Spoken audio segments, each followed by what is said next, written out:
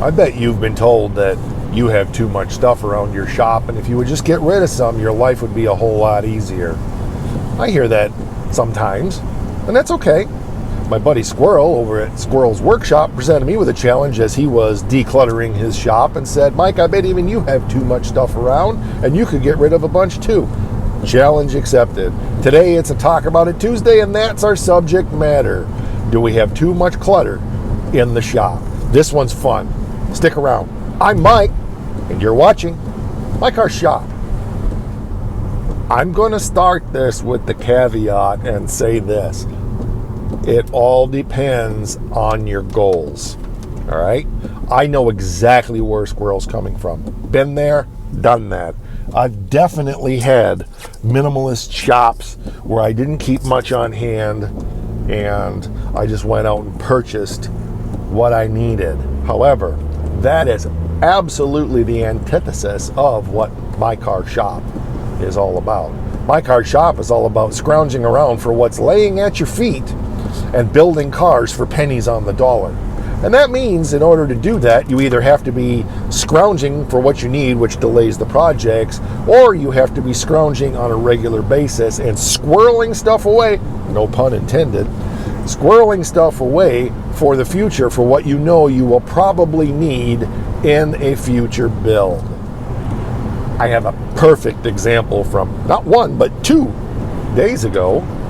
I need some 1x3 or 2x3 box tube to build the floor supports / cab mounts for the 39 pickup. So I did what I normally do, and I called Becky at work where she works because they deal with a steel company, and I said, hey, can you do me a favor and get me a price on a stick of 2x3 and a stick of 1x3? Let's shoot for the prices. I only wanted 12 foot. They quoted 24, and it came back at, I don't know, couple hundred bucks for those 2 sticks, but they wouldn't do 12s without special charges, so they required we buy 24-foot sticks. I thought, well, no big deal, I guess. I can always use the extra material around the shop. But then I got thinking, I have a building, an entire building that is full of steel that we've scrounged. My buddy Chris has brought it, and I've scrounged it, and some that we've bought, mostly been for free, and I thought, you know what? I haven't gotten serious about digging through my steel pile and seeing what I have. So lo and behold, I went out there for about 15 minutes and dug through the pile and found 2 beautiful pieces of 1x3 box tube that I can use for the braces on the floor. Now, yes, there was a compromise. It's a little bit thicker wall than I would prefer, which is no problem from the standpoint of strength, but it does add a little bit of extra weight to the truck. Is that a big deal? Not when I'm saving a couple $100. It's not. Winner, chicken dinner. Total cost, a little bit of time. Money, 0. There's tons of stuff like that around the shop.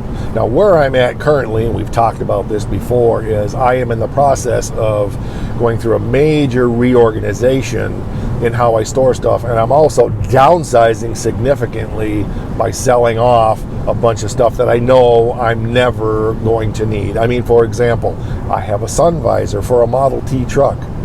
I don't ever plan on having a Model T. Why would I need to keep a sun visor for a Model T? And that's just one example of hundreds of things that I have that I know I'm never going to use.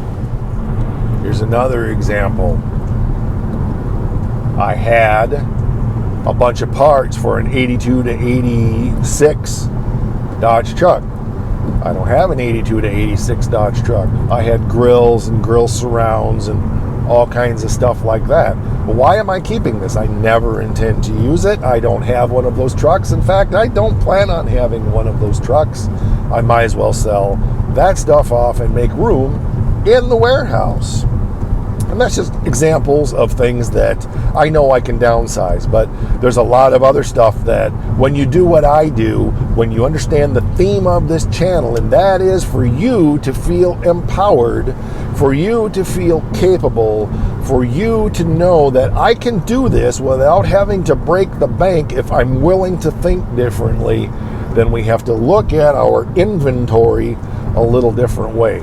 If money means nothing to you, or I shouldn't say it that way, if the space means more to you then the money, then by all means, get rid of stuff and just buy what you need. I have no problem with that. I'm not sitting in judgment on that.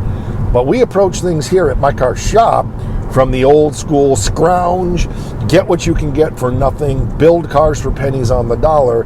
That philosophy is what makes My Car Shop what it is. And that's why we can do 13 projects and afford them, where many people can hardly do one and they can't afford it.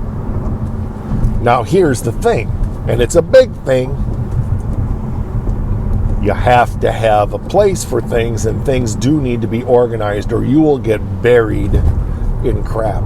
That's why we've started the shop organization series, where we go around, and the first bite that we take when we do a blitz around the shop is to get rid of all the trash. And the second thing is just to deal with all the simple stuff that already has a home and put those things in its home. Those two steps can transform your shop by almost 60% right out of the gate.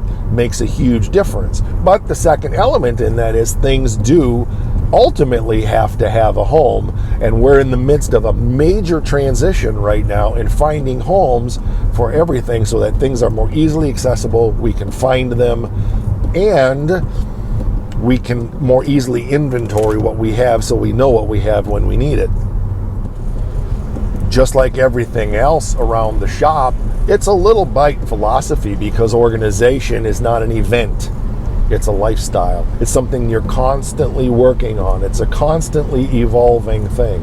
And if you're like me, the problem with that is, and this is something I know you struggle with because it's something I struggle with, the reality is when you're in that evolution, sometimes the thing you remember where it was for the last 30 years isn't there anymore, and you can't remember exactly where you put it.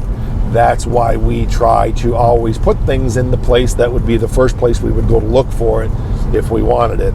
But that's a transition when the place that it was just temporary and not its permanent home.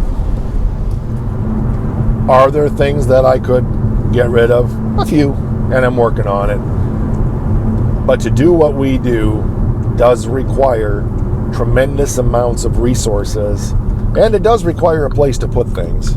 And so be creative in your space creation and find creative ways and creative places to squirrel things away for the future if you're going to do things on the cheap.